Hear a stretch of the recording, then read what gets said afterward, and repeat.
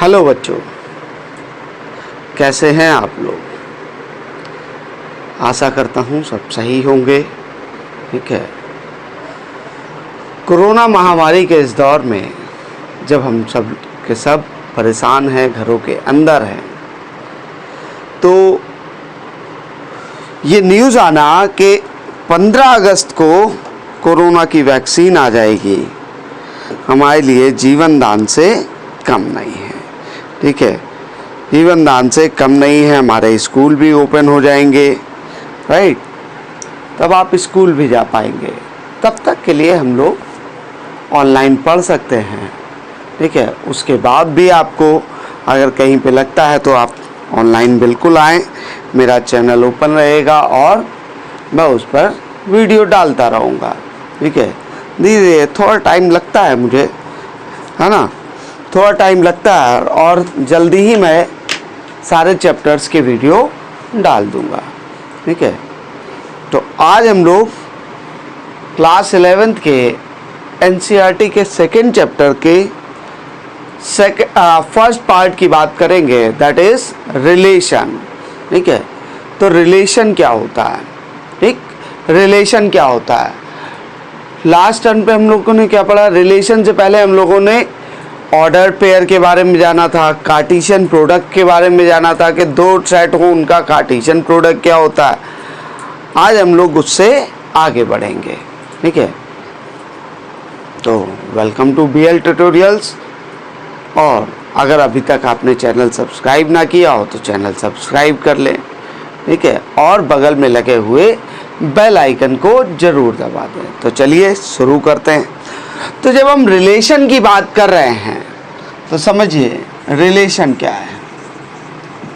ठीक है, रिलेशन क्या है। हमने लिखा ए क्रॉस बी। ए क्रॉस बी क्या आ गया भाई। ए क्रॉस बी आ गया A1, B1, A2, B2, A3, B3, right. इस तरीके से लिख लिया गया। हम देख रहे हैं क्या केवल इतना ही होगा, इतना नहीं होगा। अगर हम इसको हटा दें, हाँ, यहाँ से क्या आ जाएगा, A1 का B2 के साथ भी आएगा और A2 का B1 के साथ भी आएगा, राइट। ये हमारा ऑर्डर्ड पेयर आ गया। तो रिलेशन क्या है। जब हमने क्रॉस प्रोडक्ट लिखा तो क्रॉस प्रोडक्ट लिखने पर जब हमने इसका दो सेट्स का कार्टेशियन प्रोडक्ट लिखा तो कार्टेशियन प्रोडक्ट लिखने पे जो हमारा ऑर्डर्ड पेयर बना, इस ऑर्डर्ड पेयर के फर्स्ट एंट्री और सेकेंड एंट्री के बीच में जो रिलेशन बन रहा है वही हमारा रिलेशन है। और ये रिलेशन क्या होता है, हमारा डिफाइन कर दिया जाता है कि ऐसा होगा, राइट, ऐसा होगा, राइट। तो हम क्या कह सकते हैं, अगर रिलेशन x, y है और ये किसके इक्वल है, x, y, such that x belongs to A and x belongs to B, y belongs to B। पहला एलिमेंट फर्स्ट सेट को बिलोंग करेगा और दूसरा एलिमेंट सेकेंड सेट को बिलोंग करेगा। तो देखो RXY का मतलब क्या है, जैसे समझते हैं इसको। मान लिया आपके पास A दिया है, कितना A दिया है आपके पास 1 1 3 5 एंड B दिया है 2 6 10 और आगे भी जो नंबर हो, लेट से यहाँ 4 भी था, राइट। इसको लिख ले फिर से 2 4 2 4 6 10, राइट, 2 4 6 10। ठीक है, तो अगर हम इसके कार्टेशियन प्रोडक्ट की बात करेंगे तो कितने एलिमेंट होंगे भाई, 4 3 जा 12 एलिमेंट हो जाएंगे। अब रिलेशन डिफाइन किया गया किस तरीके से, आर एक्स और वाई का रिलेशन डिफाइन किया गया। इस तरीके से लिख दिया जाता है कभी कभी, या फिर डायरेक्टली लिख दिया जाए such that x comma y such that y is equal to 2x and x belongs to A and y belongs to B, right? x belongs to A and y belongs to B. तो जो relation की definition है वो यहाँ पर given है, right? बाकी सारा सब कुछ गिवन है कि किस तरीके से होगा। x कहाँ से आएगा भाई? तो रिलेशन अगर हम इसको लिखना चाहें, ये हमारा किस फॉर्म में लिख गया है? ये हमारा सेट बिल्डर फॉर्म में लिख गया है। इसको अगर हमें रोस्टर फॉर्म में लिखना हो तो हम क्या लिखेंगे? x से वैल्यू उठाते जाएं। x से वैल्यू क्या उठाई? 1 वैल्यू उठाई, क्योंकि x a को बिलोंग कर रहा है, मतलब x हमारा क्या है? a का मेंबर है। a का मेंबर अगर 1 उठाया और 1 का डबल कितना हो रहा है? 2, तो क्या वो b में मौजूद है? बिल्कुल मौजूद है। सिमिलरली यहाँ से 3 उठाया और 3 का डबल क्या b में मौजूद है? बिल्कुल है। और 5 उठाया, 5 का डबल क्या यहाँ पे मौजूद है? बिल्कुल मौजूद है। तो ये हमारा रिलेशन आ गया, ये हमारा रिलेशन आ गया। डिफाइन कहाँ किया गया था? यहाँ डिफाइन कर दिया गया था, राइट? अब देखें इतना क्लियर हुआ है या नहीं? तो यहाँ से हम क्या देख रहे हैं कि जो रियल ये हमारा रिलेशन है वो क्या हो रहा है? a क्रॉस b का सबसेट हो गया है या नहीं? क्योंकि जब हम a क्रॉस b अप्लाई करेंगे, a क्रॉस b निकालेंगे या Cartesian product of a and b निकालेंगे तो उसमें कितने मेंबर्स होंगे? उसमें 12 मेंबर्स होंगे, जबकि यहाँ पर रिलेशन में कितने मेंबर्स हैं? केवल 3, और ये तीनों मेंबर उस कार्टेशियन प्रोडक्ट में मौजूद होंगे। तो यही हमारा क्या है? रिलेशन है। यही हमारा क्या है? रिलेशन है। इतना क्लियर हुआ? आगे बढ़े भाई। तो हमारे फर्स्ट एंट्री और सेकंड एंट्री के बीच में कुछ ना कुछ रिलेशन गिवन होता है, ठीक है? कुछ ना कुछ रिलेशन गिवन होता है, राइट? चाहे एक बार फिर से समझे। मान लिया a इज इक्वल टू क्या दे दिया गया था? a इज इक्वल टू दे दिया था 1 2 3 4, राइट? और b इज इक्वल टू दे दिया गया था, b इज इक्वल टू क्या दे दिया गया भाई? 2 4 6 8 10 12, राइट? ये दे दिया गया है। अब कह रहा है कि रिलेशन किस तरीके से डिफाइन किया गया? x, y such that y is equal to 2x, x belongs to a and y belongs to b, right? अब या इसको सिंप्लीफाई करें तो इसको अगर रोस्टर फॉर्म में लिखेंगे तो क्या आ जाएगा? 1, 2 2, 4 3, 6 और 8 हटा देते हैं, 8 रिमूव कर देते हैं, ठीक है? इतना आ गया। ये रिलेशन इस तरीके से डिफाइन हो गया। क्योंकि 4 का डबल यहाँ पे मौजूद नहीं है, इसलिए 4 हमने छोड़ दिया। इसलिए हमने क्या कर दिया? 4 छोड़ दिया। ऐसा क्यों बताने वाला हूँ मैं बताने वाला हूँ कि अगर हम जब रिलेशन की बात कर रहे हैं तो डोमेन, कोडोमेन और रेंज क्या होगी? क्या चीज़ पता करनी है अब हमें? Domain, codomain and range. तो डोमेन समझे पहले क्या है? डोमेन समझे। डोमेन क्या है भाई? रिलेशन में, रिलेशन के ऑर्डर्ड पेयर में फर्स्ट एंट्री को लेके जो सेट बनेगा वो हमारा क्या हो जाएगा? डोमेन हो जाएगा। तो फर्स्ट एंट्री को लेके सेट जो बन रहा है वो हमारा क्या है? डोमेन। फर्स्ट एंट्री क्या क्या है? 1 2 एंड 3। तो डोमेन में केवल 1 2 एंड 3, राइट? और हम देख रहे हैं कि डोमेन जो है वो ए सेट का क्या है? सबसेट है। तो यहाँ ये भी लिख सकते हैं, ठीक है? डोमेन हमारा क्या है? ए सेट का सबसेट है। ए सेट का सबसेट है। तो यहाँ से डोमेन का मतलब ये नहीं है कि ये ए और बी के बीच में रिलेशन दिया है तो ए के सारे एलिमेंट मौजूद हो जाएंगे। ए के सारे एलिमेंट मौजूद हो भी सकते हैं और नहीं भी मौजूद हो सकते हैं रिलेशन में, राइट? अब जहाँ रेंज की बात करें, रेंज क्या है भाई? तो जब हम लोगों ने रेंज लिखी, जब हमने रिलेशन लिखा तो फर्स्ट एंट्री हमारा डोमेन कह रहा है, तो इसका मतलब क्या हुआ कि जो सेकेंड एंट्री को लेके सेट बनेगा वो हमारा क्या हो जाएगा, रेंज हो जाएगी। That means 2 4 6, right, 2 4 6।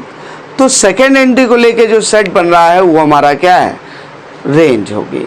इतनी बात क्लियर हो रही सभी को, इतनी बात क्लियर हो रही। अब कोडोमेन की बात करें, कोडोमेन क्या होता है, ये जो बी सेट है, सेट बी है, सेट बी ही हमारा कोडोमेन कहलाता है कि रिलेशन ए और बी के बीच में डिफाइन किया गया। तो जो बी सेट है वो हमारा क्या कहलाएगा, कोडोमेन, राइट, सेट बी। तो यहां से हम देख रहे हैं कि range is always subset of codomain, range is always subset of codomain. इतना क्लियर हुआ, ठीक है। Range is always subset of codomain. आगे बढ़ते हैं।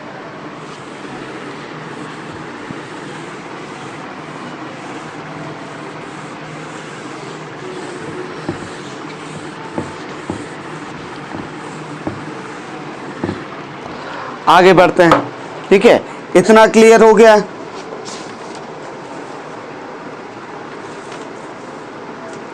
अब देखते हैं टोटल नंबर ऑफ रिलेशन कितने आ सकते हैं।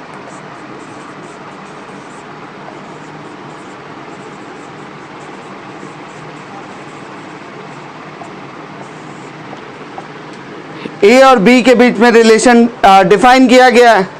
क्या कहा गया, ए और बी के बीच में रिलेशन डिफाइन किया गया है। तो एन ए कितना गिवन है, मान लिया कितना गिवन है, पी। एन बी कितना गिवन है, क्यू गिवन है। एन ए अगर इतना गिवन है और बी इतना गिवन है, राइट। और अगर हम एन ए क्रॉस बी निकालें तो वो कितना हो जाएगा, n A into n B, that is P Q, right. तो टोटल नंबर ऑफ रिलेशन जो होगा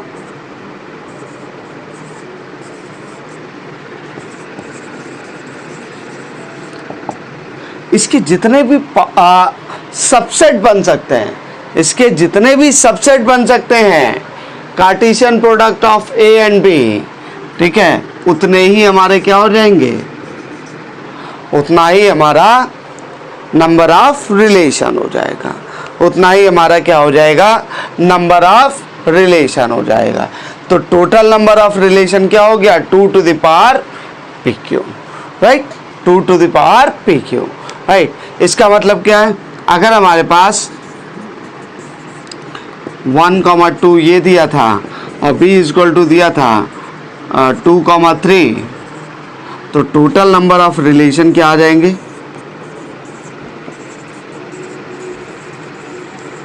टोटल नंबर ऑफ रिलेशन क्या आ जाएगा, 2 to the power, और यहाँ पे ये कितने 2, ये भी 2, that means 2 to the power 4, और 2 to the power 4 कितना होता है, 16। तो टोटल नंबर ऑफ रिलेशन ये आ गया, ठीक है। अच्छा, एक चीज हम लोग देख रहे थे कि रिलेशन को हम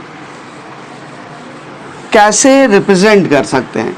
रिलेशन को हम लोग सेट बिल्डर फॉर्म में रिप्रेजेंट कर सकते हैं, रोस्टर फॉर्म में रिप्रेजेंट कर सकते हैं, या फिर एरो डायग्राम से रिप्रेजेंट कर सकते हैं। एरो डायग्राम क्या होता है भाई, एरो डायग्राम क्या हो जाएगा जरा समझिएगा।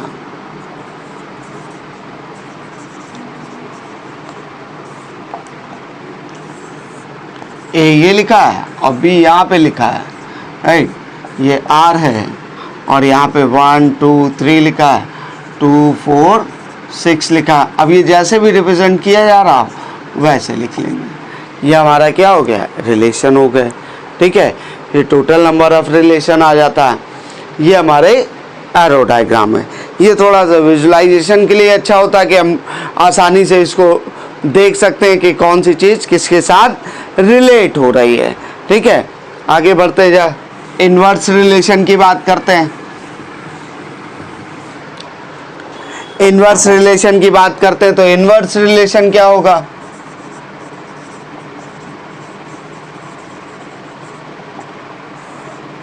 इनवर्स रिलेशन क्या हो, मान लिया आर गिवन है, आर गिवन है x, y, such that x belongs to a and y belongs to b। ठीक है,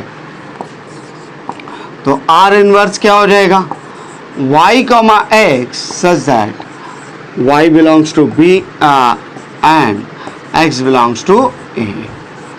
राइट, क्या करना होगा, जब हम इन्वर्स रिलेशन की बात करेंगे तो x और y की पोजीशन को चेंज कर देते हैं, x और y की पोजीशन को चेंज कर देते हैं।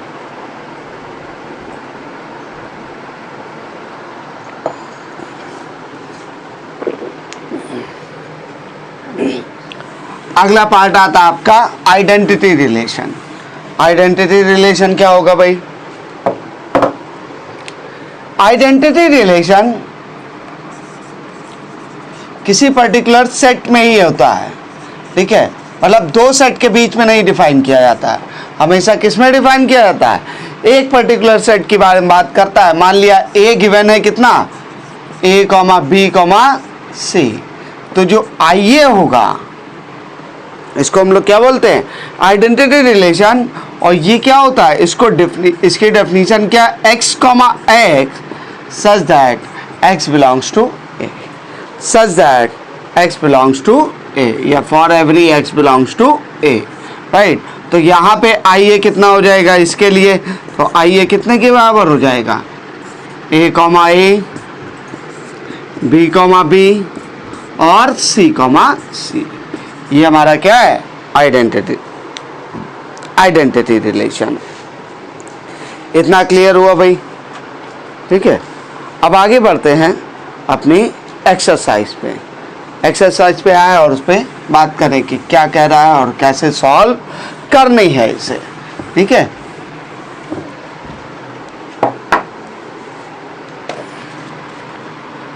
एक्सरसाइज 2.1 कहाँ भी, हाँ ये रही 2.2।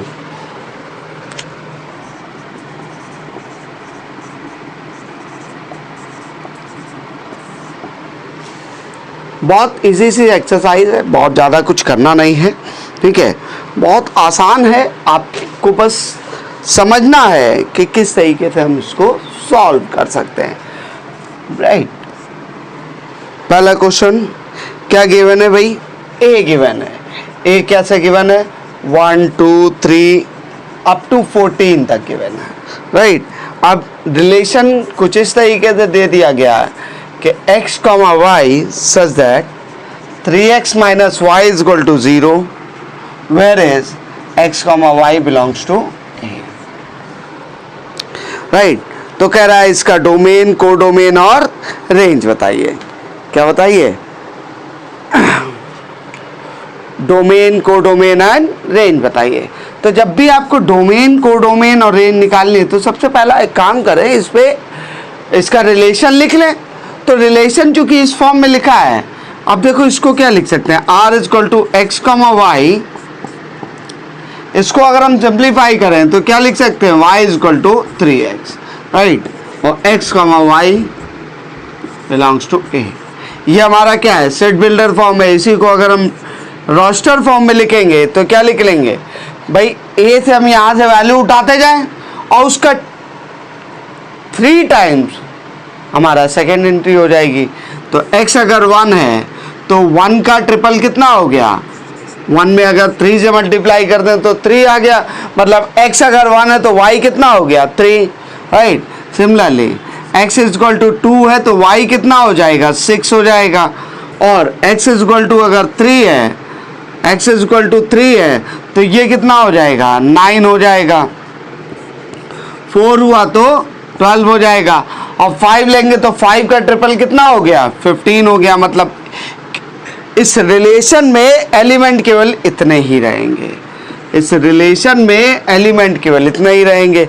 तो हमसे डोमेन पूछा गया, तो डोमेन क्या हो जाएगी, डोमेन में आपको बताया कि इस ऑर्डर्ड पेयर के जो फर्स्ट एंट्री का सेट बनेगा वो हमारा डोमेन हो जाएगा। तो 1 2 3 एंड 4।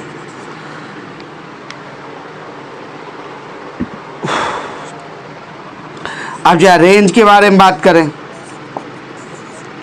रेंज क्या हो जाएगी, 3 6 9 एंड 12 हो जाएगी। जो सेकेंड एंट्री को लेके सेट बनाएंगे वो हमारा रेंज बन जाएगी। और कोडोमेन क्या होगी? फंक्शन हमारा ए टू ए डिफाइन है, रिलेशन हमारा ए टू ए डिफाइन है, तो जो ए है वही हमारा क्या हो जाएगा? कोडोमेन हो जाएगा। मतलब 1 2 3 अप टू कहाँ तक? 14 तक, ये हमारा कोडोमेन। क्लियर है? यहाँ तक लिख लिया होगा। राइट, चलिए आगे बढ़ते हैं यहाँ नेक्स्ट पार्ट पे, नेक्स्ट क्वेश्चन पे। क्वेश्चन नंबर 2 में डिफाइन किया गया आर हमारा एक सेट है जो किस पर? नेचुरल नंबर पे है। क्या डिफाइन किया गया इसे? x, y such that y is equal to x plus 5 and x is less than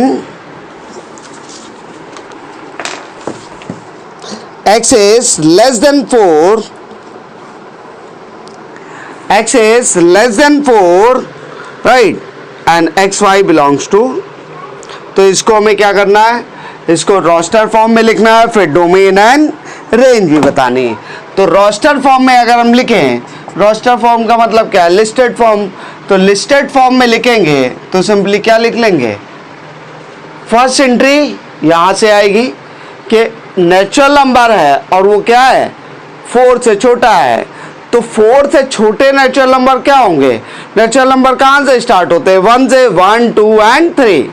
4 लेना नहीं है तो केवल और केवल क्या बचे? 3 बचे। तो 1 कॉमा, यहाँ पर क्या आ जाएगा? 2 कॉमा, और यहाँ पे कितना आ जाएगा? 3 कॉमा। राइट, अब जा देखिए रिलेशन क्या गिवन है? y is equal to x plus 5।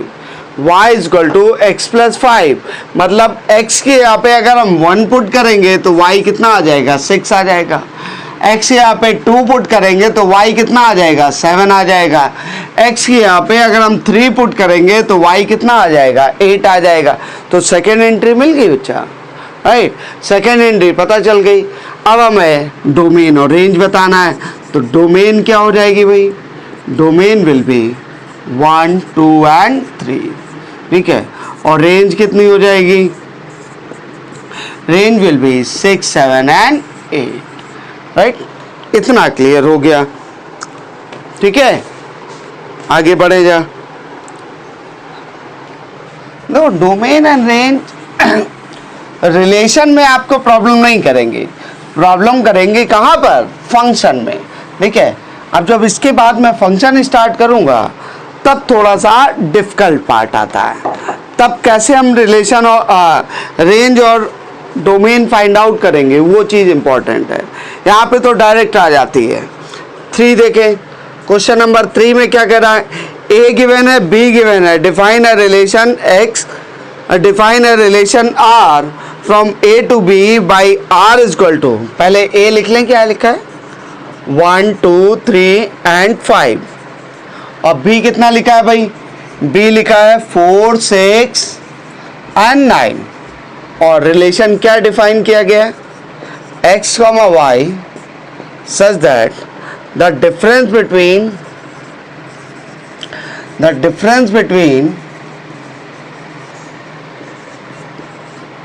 x and y is odd, ठीक है। x belongs to a and y belongs to b,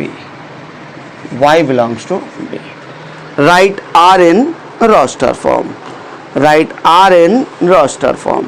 ठीक है। तो देखो a और b गिवन है, और a और b के बीच में इस तरीके से रिलेशन गिवन है कि x और y का जो डिफरेंस होगा, इनके जो फर्स्ट एंट्री और सेकेंड एंट्री के बीच में जो डिफरेंस होगा वो हमेशा क्या आना चाहिए? ऑड आना चाहिए। ऑड आना चाहिए। तो लिखते जाएं, जहाँ जहाँ ऑड मिल जाए वो नोट डाउन करते हो, जहाँ ऑड ना मिले उसे छोड़ देंगे। जैसे 1 और 4 की बात करें तो 1 अगर 1 और 4 का डिफरेंस निकालेंगे तो ये कितना आ जाएगा? ऑड आ रहा है, 3 आ रहा है। 3 हमारा क्या है? ऑड नंबर है। 1 और 6 में अगर डिफरेंस लिखे तो ये कितना आ जाएगा? ऑड नंबर आ जाएगा भाई। 5 आ रहा है, वो ऑड हो गया। 1 और 9 का डिफरेंस कितना है 8, 8 इज इवन नंबर, तो इसको छोड़ देंगे। अब जब 4 की बात करें, 4 और 2 और 4, 2 और 4 का डिफरेंस कितना है 2, दैट इज इवन नंबर। 2 और 6 की बात करें तो 2 में से 6 सब्ट्रैक्ट करेंगे कितना आ जाएगा 4 आ जाएगा, 4 इज आल्सो है इवन नंबर। 2 और 9 की बात करें तो 2 और 9, 2 में से 2 और 9 का डिफरेंस कितना होगा 7, दैट इज ऑड नंबर। अब 3 की बात करें, 3 और 4 के बीच डिफरेंस कितना है 1, दैट इज ऑड नंबर। 3 और 6 के बीच में डिफरेंस कितना 3 आएगा, दैट इज ऑड नंबर। 3 और 9 के बीच में डिफरेंस कितना है 6, विच इज इवन नंबर। 5 और 4 के बीच में डिफरेंस, देखो डिफरेंस निकालना है, ये नहीं कहा गया कि इसमें से इसको सब्ट्रैक्ट करना है, डिफरेंस की बात कर रहा है। x और y, x में से y को सब्ट्रैक्ट करें या y में से x को सब्ट्रैक्ट करें, हमें केवल और केवल डिफरेंस चाहिए। तो 4 और 5 का डिफरेंस 1, 4 और 6 का डिफरेंस भी कितना आ रहा है 1 आ रहा है। 4 और 9 का डिफरेंस कितना आता है 4 आ जाए, सॉरी 5 और 9 का डिफरेंस कितना आ जाएगा 4 आ जाएगा। तो ये हमारे सारे नंबर्स आ गए, ठीक है, ये हमारे सारे नंबर्स आ गए। होपफुली क्लियर हुआ होगा ये, ठीक है। केवल और केवल डिफरेंस की बात कर रहा है, इससे मतलब नहीं है कि वो मेरा x में से y को घटाना है या y में से x को घटाना है। चलिए आगे बढ़ते हैं, क्वेश्चन नंबर 4 की बात करते हैं, ठीक है।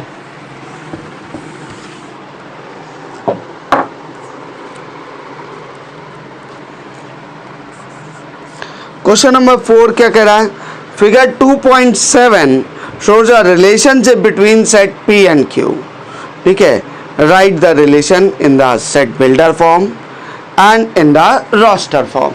तो एरो डायग्राम दिया गया है, क्या दिया गया एरो डायग्राम दिया गया है, ये P है और ये Q है। क्या क्या दे दिया 5, 6, 7 और यहाँ पे कितना है 3, 4 और 5। ये इसके साथ रिलेट है, ये इसके साथ रिलेट है, ये इसके साथ रिलेट है, राइट। तो देखो कैसे लिख सकते हैं, P और Q ये गिवन है। अब इसको हमें क्या करना है, सबसे पहले इसको रोस्टर फॉर्म में लिख लें। रोस्टर फॉर्म में लिखेंगे तो रोस्टर फॉर्म में क्या आ जाएगा 5,3, भाई P से Q पे जाना है ना, P से Q पे जाना है, एरो यही बना हुआ है। तो 5,3, 6,4 एंड 7,5, ठीक। अब यहाँ पे आप देखें कि इन दोनों एंट्री के बीच में क्या कोई रिलेशन दिख रहा है। 5 और 3 का जो डिफरेंस है वो कितना हो रहा है 2, 6 और 4 का डिफरेंस भी कितना है 2, 7 और 5 का डिफरेंस भी कितना है 2।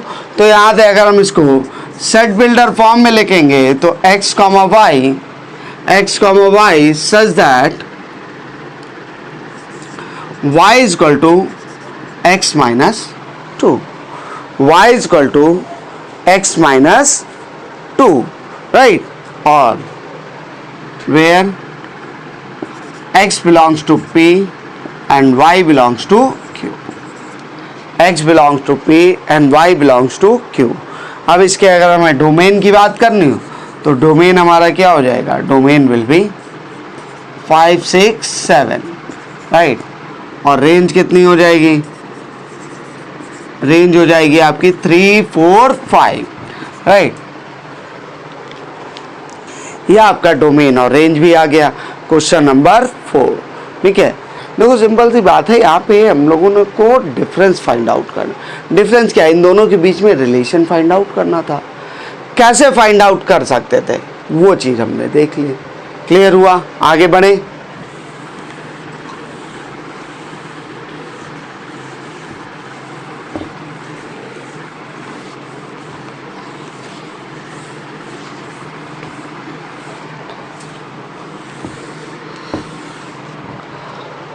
और जिनको ऑफलाइन भी कोचिंग पढ़नी है वो नीचे एड्रेस गिवन है, उस पर आकर पढ़ सकते हैं। लेकिन ये केवल और केवल कानपुर के स्टूडेंट्स के लिए होगा, क्योंकि कोचिंग कानपुर में ही मौजूद है मेरी, राइट। बाकी सारे सब्जेक्ट भी आपको मिल जाएंगे। धीरे धीरे देख रहे होंगे कि मैं धीरे धीरे और सब्जेक्ट और टीचर्स के वीडियो भी पुट करता जा रहा हूँ ताकि आपको पता चलता रहे और अलग अलग सब्जेक्ट से आप पढ़ाई कर सकें। चलिए क्वेश्चन नंबर 5 की बात करें। पहले क्या गिवन है? ए गिवन है। पहले ये लिख लें क्या लिखा है, उसके बाद यह पढ़ेंगे। ए क्या हमारा 1 2 3 4 and 6 R be a relation on A defined by this. ठीक है, डिफाइंड बाय दिस, राइट। तो आर क्या गिवन है? R is equal to A comma B such that a comma b belongs to a and b is exactly divisible by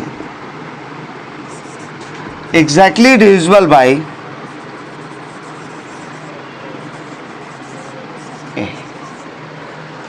ठीक है, b is exactly divisible by a। ठीक है, इतना clear हुआ भाई?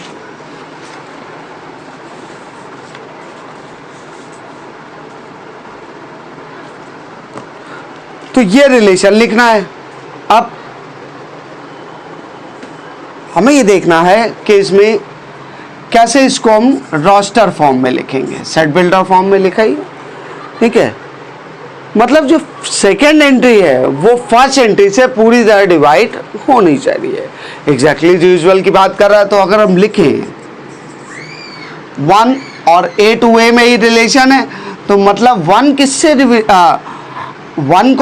से अगर हम डिवाइड करें, 1 से अगर नंबर को डिवाइड करें, तो 1 मेरा 2 को भी डिवाइड कर दे रहा है। 1 हमारा क्या कर रहा है? 3 को भी पूरी तरह डिवाइड करता है। 1 हर एक नंबर को डिवाइड कर देता है, तो सिंपली क्या हो गया? 1,4 भी आएगा, ठीक है। और यहाँ पे 1,1 भी तो होगा। 1,1 1,2 1,3 1,4 1,6, ठीक है, इतना आ गया। अब बात करते हैं किसकी? 2 की। तो 2 किस किस को डिवाइड कर रहा है? 2 1 को तो डिवाइड करेगा नहीं पूरा, 2 खुद को डिवाइड कर लेगा। 2,2 2 हमारा क्या है? 2 को डिवाइड कर दे रहा है। 2 क्या 3 को डिवाइड कर रहा है? नहीं। 2 4 को डिवाइड कर रहा है? बिल्कुल कर रहा है। सिमिलरली 2 6 को पूरी तरह डिवाइड कर देता है। तो ये आ गया। अब जो 3 की बात करें, तो 3 हमारा 3 को डिवाइड कर लेगा, ठीक, बिल्कुल करेगा। और 3 क्या 4 को डिवाइड करेगा? नहीं। किसको डिवाइड कर लेगा? 6 को डिवाइड कर लेगा। 3 6 को डिवाइड कर लेगा। अब जब 4 की बात करें, 4 खुद को तो डिवाइड कर लेगा, लेकिन इसके अलावा किसी और को डिवाइड नहीं कर पाएगा। सिमिलरली 6 खुद को तो डिवाइड कर लेगा, बाकी और किसी को डिवाइड नहीं कर पाएगा, ठीक है। तो ये हमारा रोस्टर फॉर्म बन गया कि ए और बी के बीच में रिलेशन क्या गिवन था कि बी जो है, मतलब सेकेंड एंट्री, जो सेकेंड एंट्री है वो फर्स्ट एंट्री से पूरी तरह डिवाइड हो जानी चाहिए, ठीक। तो अब डोमेन अगर लिखना हो तो डोमेन क्या हो जाएगा भाई? Domain will be 1 2 3 4 1 2 3 4 and 6। और रेंज कितनी हो जाएगी? रेंज भी इतनी ही रहेगी। कोई ऐसा नंबर छूट तो नहीं रहा सेकेंड एंट्री में जो इसमें ना हो, राइट। जो इसमें हो और यहाँ नहीं दिखाई दे रहा हो, तो 1 है, 2 है, 3 है, 4 है और 6 भी है। तो ये हमारा डोमेन और रेंज आ गया, ठीक है। ये हमारा डोमेन और रेंज आ गया। अब नेक्स्ट पार्ट की बात करते हैं, क्वेश्चन नंबर 6 की।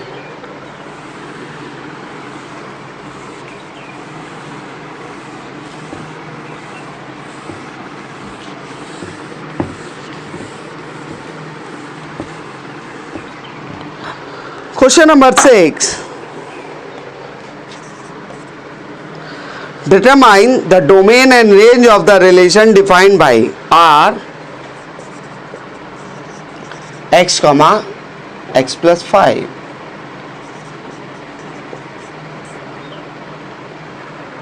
such that x belongs to 0, 1, 2, 3, 4 and 5. ठीक है, क्या करना है इसका डोमेन और रेंज निकालना है।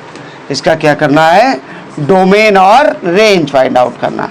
देखो केवल डोमेन और रेंज फाइंड आउट करना हो तो हम करना क्या होगा, डोमेन अगर निकालना हो तो जो भी x लिखा है क्या इस पे कुछ ऐसा आ सकता है जो डिफाइन ना कर पा रहा हो, राइट। रियल नंबर पे लिखा हुआ है क्यों भाई,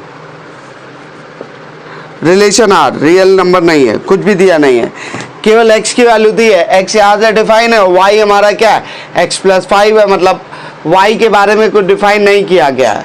तो चाहो तो इसका रोस्टर फॉर्म लिख लो और चाहो तो इसका डोमेन और रेंज डायरेक्ट लिख लो। तो रोस्टर फॉर्म अगर लिखे तो अगर 0 होगा तो x प्लस 5 कितना हो जाएगा, 5 हो जाएगा, राइट।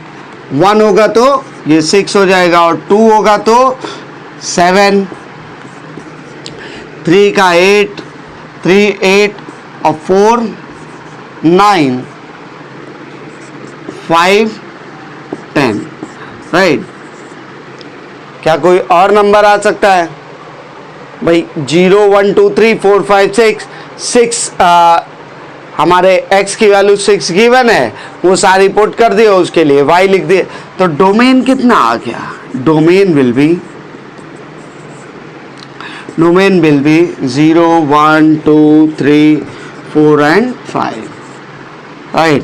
और रेंज कितनी आ जाएगी, तो रेंज क्या है, इससे 5 ज़्यादा है तो 5 6 7 5 6 7 8 9 एंड 10, ये हमारी रेंज आ गई। ठीक है, आगे बढ़ते हैं। तो यहाँ अगर हम चाहते तो डायरेक्ट रेंज और डोमेन भी लिख सकते थे। x की वैल्यू में यहाँ पे पुट करते जाना था और x की वैल्यू यहाँ पे गिवन थी, तो डोमेन तो यही गिवन था और रेंज क्या हो जाती, इसी सारी वैल्यूज में 5 ऐड करते जाते तो रेंज निकल आती, राइट।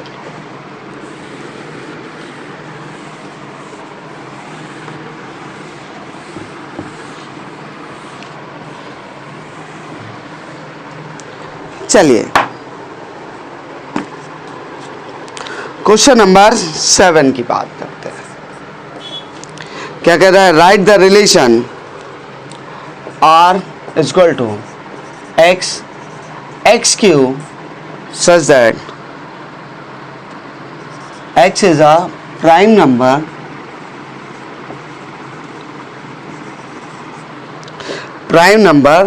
less than 10। ठीक है, इन रोस्टर फॉर्म। तो अगर हमें रोस्टर फॉर्म में लिखना हो, तो सबसे पहले प्राइम नंबर के बारे में पता कर लें। तो प्राइम नंबर क्या होते हैं, प्राइम नंबर ऐसे नंबर या तो 1 से डिवाइड होते हैं या खुद से डिवाइड होते हैं, किसी और से डिवाइड नहीं होते। ठीक है, ऐसे प्राइम नंबर और 10 से 10 तक प्राइम नंबर कौन कौन से होते हैं, 2 3 5 एंड 7, राइट। तो लिख लें भाई, सबसे पहले क्या कर लें, प्राइम नंबर लिख दें। तो प्राइम नंबर कौन कौन सा है, 2 है उसका क्यूब लिख लेंगे, 3 है उसका क्यूब लिख लेंगे, 5 है उसका क्यूब लिख लेंगे, और क्या है 7 है, 7 का क्यूब लिख लेंगे। और कुछ है भाई, और तो कोई प्राइम नंबर है नहीं जो 10 से छोटा और उसके अलावा। तो 2 का क्यूब कितना, 8, 3 का क्यूब कितना, 27, 5 का 127 और 7 का क्यूब कितना होता है, 343। ठीक है, 7 का क्यूब कितना होता है, 343। तो ये हमारा आंसर आ गया।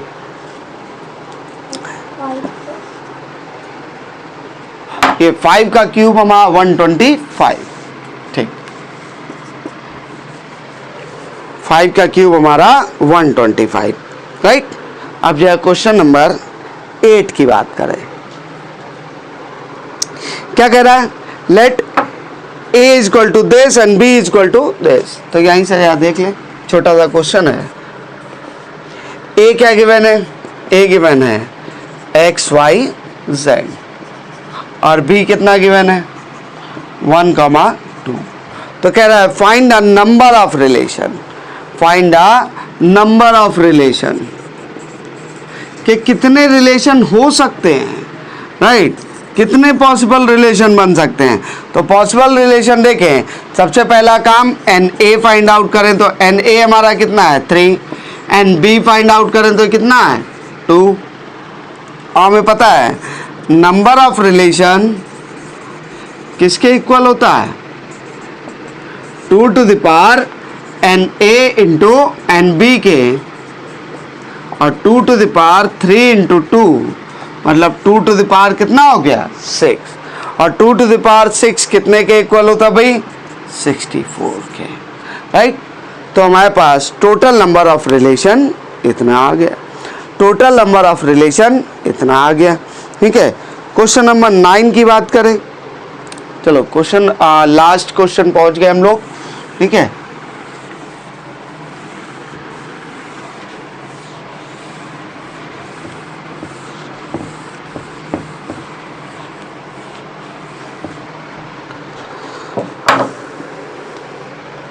Question number 9, let R be the relation on Z defined by R this। तो ये हमारा क्या है? R is equal to A comma B such that A minus B is an integer and A comma B belongs to Z। Find the domain and range, find the domain and range। तो हमें क्या करना है? A minus B हमारे integer हों, तो A minus B integer हो, वो निगेटिव इंटीजर भी हो सकते हैं और पॉजिटिव इंटीजर भी हो सकते हैं, और A और B दोनों ही हमारे क्या हैं? A और B दोनों ही हमारे क्या हैं? इंटीजर हैं, राइट? तो A की वैल्यू क्या क्या पॉसिबल वैल्यू हो सकते हैं? A की सारे इंटीजर्स यहाँ पे आ जाएंगे। और B की क्या वैल्यू होगी? B की पॉसिबल वैल्यू क्या होगी भाई? A माइनस बी हमारा क्या होना चाहिए? इंटीजर्स आना चाहिए।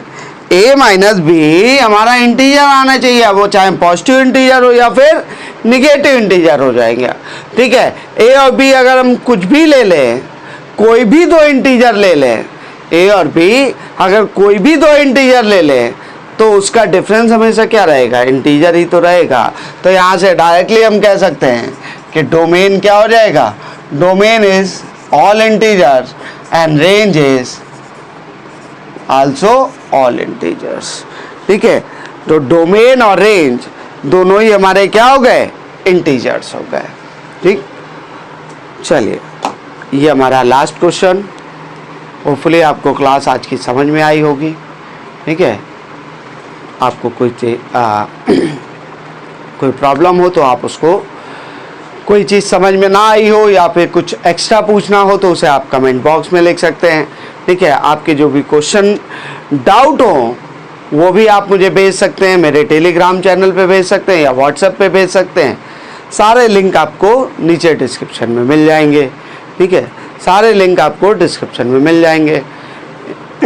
और अगर अभी तक आपने चैनल सब्सक्राइब ना किया हो तो चैनल सब्सक्राइब कर लें, ठीक है। चैनल सब्सक्राइब कर लें। नीचे ही मेरा ट्विटर हैंडल भी दिया हुआ है, तो आप वहाँ भी मुझे फॉलो कर सकते हैं, ठीक है। चलिए, आज के लिए फ़िलहाल इतना ही। Thank you.